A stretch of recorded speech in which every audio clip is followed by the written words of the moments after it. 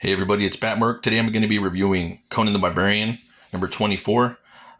This is going to be one of my Sumerian September reviews. So if you guys don't know, there's this thing going on called Sumerian September. It's been every 3 years, and it was created by Michael K. Vaughn. He's got an awesome YouTube channel. Go check it out. If you haven't already, go subscribe, 100%. But yeah, I'm going to get into this, everybody. I can't wait to check it out.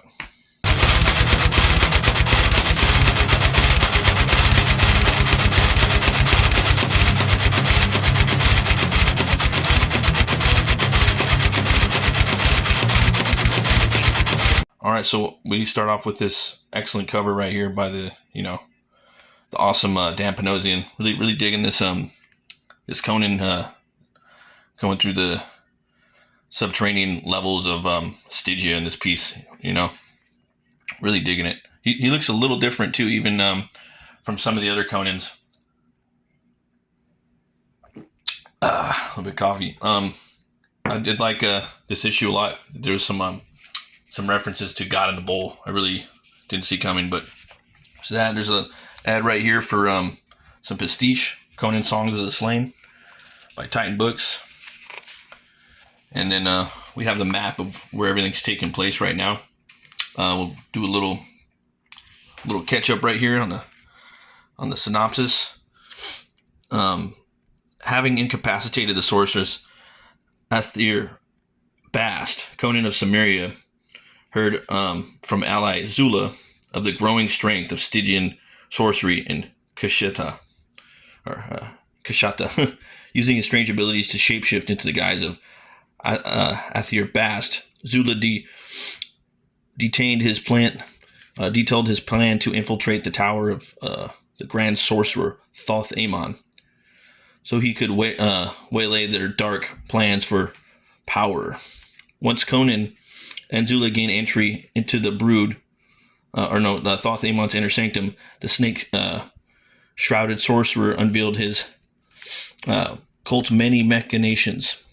Among them, mention of Set's brood gathered beneath the city streets. Sensing Athir Bast had already been blessed by Set, Thoth Amon's jealous rage nearly led to bloodshed, but ultimately Zula and Conan were permitted to leave, unhurt and, as yet, unsuspected.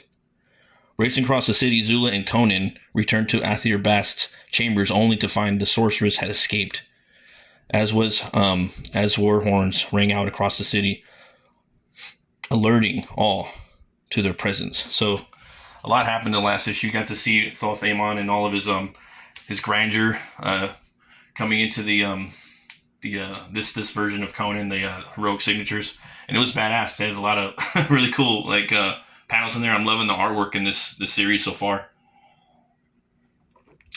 For me, it feels like Sumerian September is really August. September is a real good time for that's kind of around the time this series started. So it feels like it's a brand new season, if you will, and they're really kicking it off. Awesome. Love this panel right here. This is a great shot.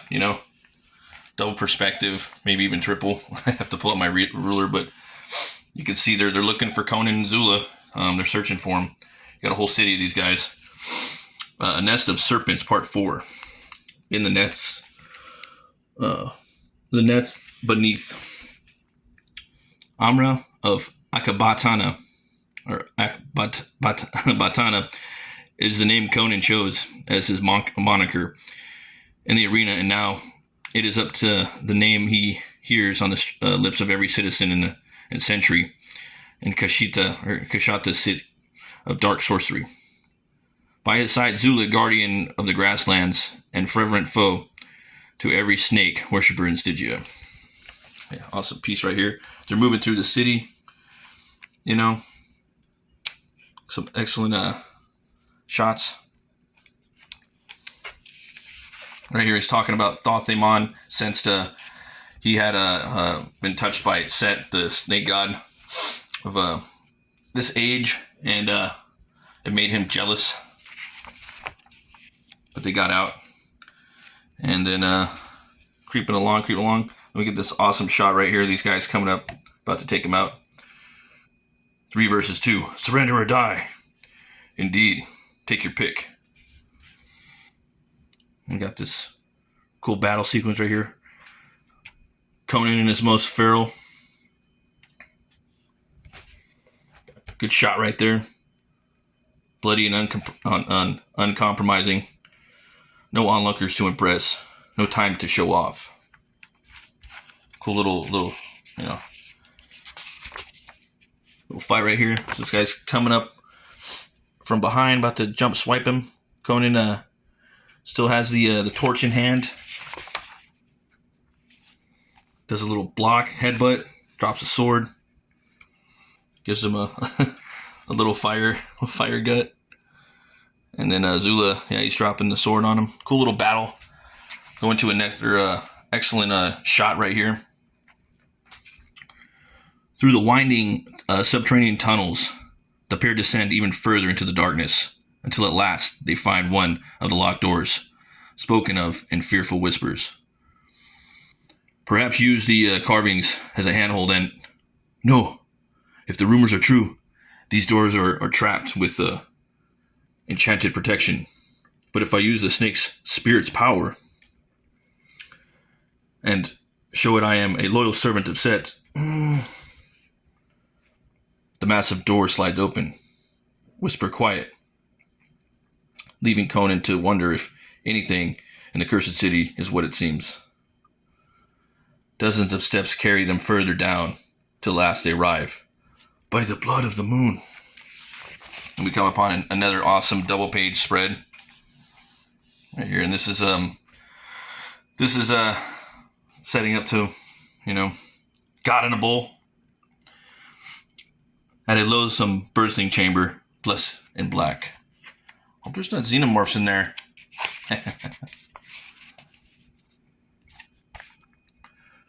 Grom's blood.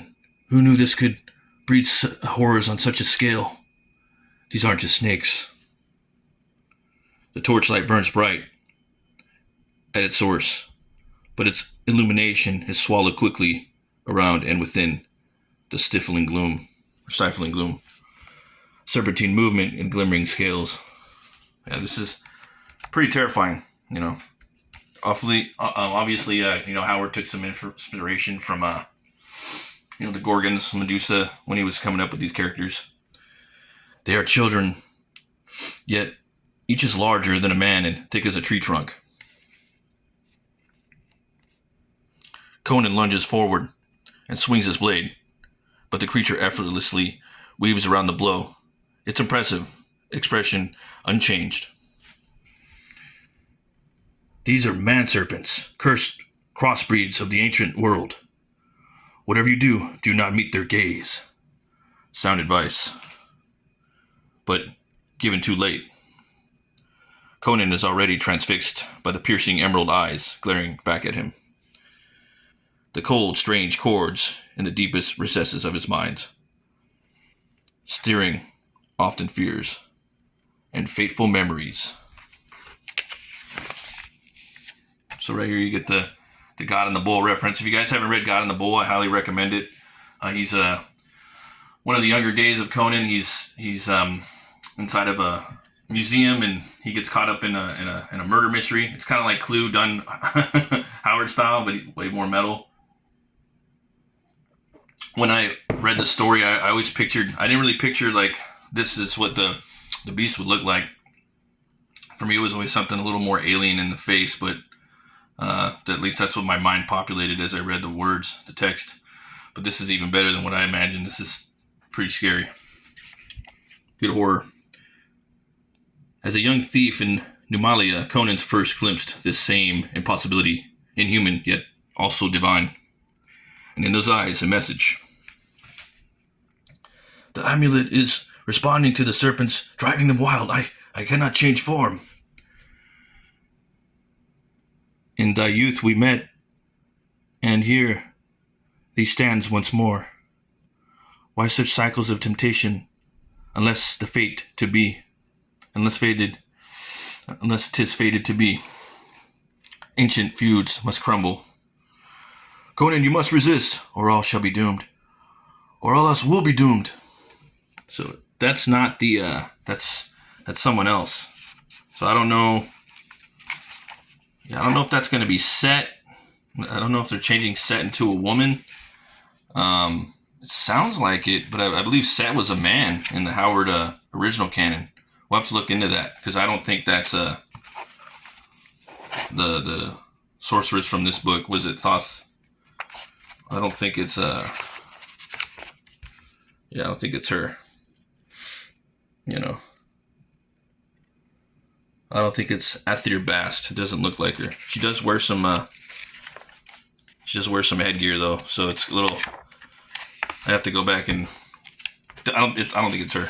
So it's either a sorceress or they're gonna possibly race swap Set. But we'll see.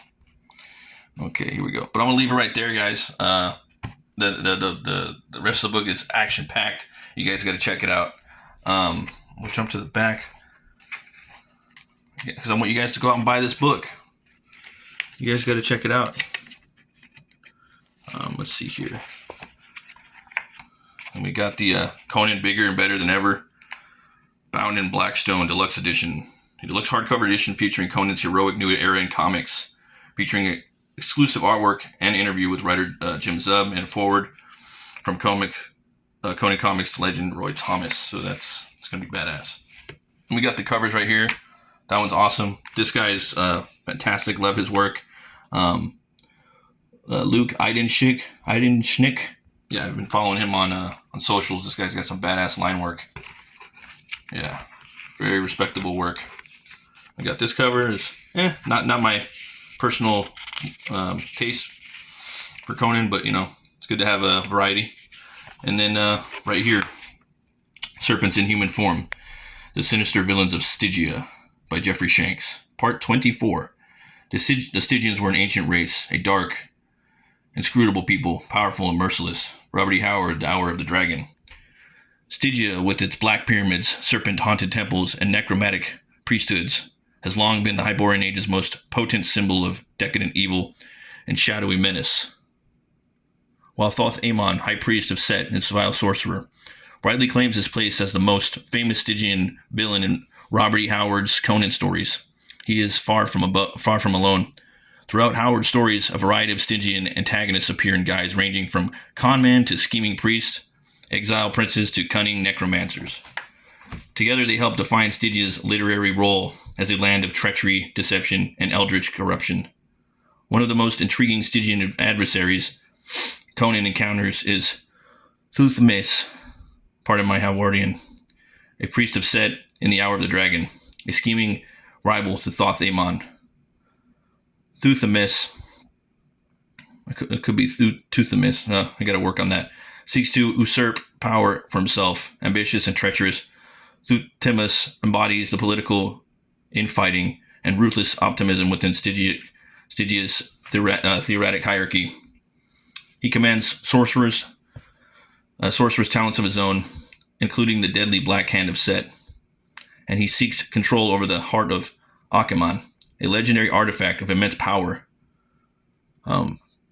Thutmose, ambitious, underscore Howard's vision of Stygia as a land not merely of ancient evil, but of constant internal struggle, where even the most powerful priests conspire against one another in pursuit of greater dominance. In The Servants of Bit Yakin, Conan crosses paths with Thutmose, a Stygian adventurer and rogue whose ambitions exemplify another facet of Stygian villainy, posing as a diplomatic envoy. Thutmose schemes to acquire the legendary Teeth of Gwaihur, fabled jewels hidden in the ancient ruins of Alkmenon. He conspires with the Shemite partner Zargabita and relies on deceit, exploiting local superstitions by fabricating a false oracle to bend the priests of Kashan to his will. Though lacking the sorcery or of other Stygian antagonists, Thutmose embodies the cunning, treachery, and optimism that Howard so often associated with Stygia. His schemes reinforce the idea that Stygian threats often arrive not only with spells and blades, but through lies, diplomacy, and calculated betrayal. In Black Colossus, Howard presents yet another vision of Stygian villainy in Prince Kudamun, the arrogant commander of Nathok's invading forces. Though Kudaman is a military leader, not a priest or sorcerer, he exemplifies the imperial pride and cruelty of Stygian ruling class. Kudaman's disdain for the people of Korja and his absolute confidence in his own superiority make him a fighting embodiment of Stygia's oppressive traditions. Yeah, if you guys haven't read Black Colossus, I highly recommend it. that one's pretty far out from my memory. Yeah, that one definitely gave me a little bit of like the Mummy and Dracula vibes. I'll just say that, like an ancient, or even Nosferatu, an ancient evil coming, to take over the world, and he's been awoken, and he's going after his bride, and Conan's there. He has his role in the story. Again, that's a very epic story. Conan comes in, I think, a little late in that one, probably like after the first third of it, if I'm not mistaken. I gotta go back and double read it though. It's either that one or I get that one confused with A Witch Shall Be Born. Okay, here we go. His role reminds us that Stygian's menace is not confined to sorcery or religious corruption alone. It extends to its military ambition and disdain for weaker nations, reinforcing the image of Stygia as a land of ruthless, predatory elites. Another figure linked to Stygia, though less explicitly, is the text Tatras Mech, the high priest of human and man-eaters of Zambulia. Oh, I love that one. That might even be my favorite Conan story. While the published story identifies him simply as the corrupt sorcerer priest of the city, Howard's original synopsis describes Tatras Mech as a Stygian, and appropriately, Tatras Mech epitomizes the Stygian archetype: lecherous, manipulative, steeped in black magic and cruelty. He attempts to ensnare and exploit women through hypnotism and sorcery, aligned with Howard's recurring portrayal of Stygian priests as the predators cloaked in the veneer of religious authority. Though he meets a grisly end at Conan's hands, Tatras Mech reinforces the enduring image of the Stygian priest as a figure of both political and personal corruption, wielding forbidden knowledge in pursuit of his own twisted desire. Yeah, you got to figure out what happens to him at the end of Shadows and Zambuli. that one would make a great movie too. That would make a great yeah. But me, I think Conan should be a TV show on HBO. That's my ultimate. Yeah. And now in the latest arc by Jim Zub and Fernando Dagnino, we have a new version of the sinister Athir Bast of Kashata, Sorceress of the Black Ring, created by Roy Thomas, John Buscema, and Ernie Chan. Athir Bast first appeared in Savage Sword of Conan number 205 and 206 in early 1993. In that original tale, Conan and Zula end up in an uneasy alliance with Athir Bast, her sorcerer lover, and the rest of the Black Ring, defending Kashata from an invading horde. It is a short-lived partnership, however, that inevitably falls apart due to its Stygian treachery. Collectively, these characters, Thuth Thames, Thuth Makiri, Kudaman, Tatras Mech, and Athir Bast highlight the diverse forces of Stygian villainy in Howard's Hyborian age.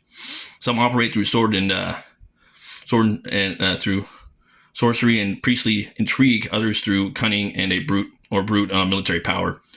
But all share a common root in the cultural decay Howard described in Stygia, a society where power is everything, morality is non-existent, and treachery is both a tool and a virtue. Sounds like the modern world we live in. As Athir Bast returns to the pages of Conan the Barbarian, she does so as a worthy inheritor of this tradition. Another serpent in human form slithering out of the black heart of Stygia. So yeah, I love these deep dives in the back of the books by Jeffrey Shanks, man. Really knows his stuff. So we got the comics and collectibles section right here. You guys can get the trades. I love the way that the way that these books have been going, the way they start up. It really brought the horror. That's a good way to kick it off. I really find that a lot of people kind of undermine the horror of Howard's So a lot of Howard's Conan tales, the original ones, they're very horrific, horrendous, and nightmarish. But you can also pick up the some of the Conan the Barbarian from Marvel and Savage Sword of Conan. Yeah, they're coming out with a lot of stuff, guys. They're almost going to have everything out. And then this right here, the Roberto de la Torre inspired Battle of the Blackstone figure, which is a pretty reasonably priced item, and it's got a bunch of really cool items from the cover, different warriors like Solomon Kane's staff and what have you. But definitely check this book out, guys. It's action packed. The ending left me somewhat breathless from what happens to Conan. I didn't want to spoil it for you guys though, and yeah, again, it has some pretty badass action in the back. Two Horns Way Up. Thanks for watching, guys. Thanks for all the new subscribers. I really appreciate it. I was talking about if they made Conan into what should they do, a movie or TV show? Personally, I think they should do a TV show. I think they should kick it off with like, if they had the money, I would do Frost Giant's Daughter would be like the first maybe 1 to 3 episodes. Then I would, yeah, probably move into like Tower of the Elephant, and then you could just do everything. You know what I mean? After that, if they did a movie, I straight up think the first movie should be they should combine Tower of the Elephant and Rogues in the House. I think those two would be a perfect. I think that would be a perfect movie to do the first movie with, those two stories. But again, thanks for watching, guys. Always remember to be bold, be brave, and roll the bones to know your role. See you guys next time.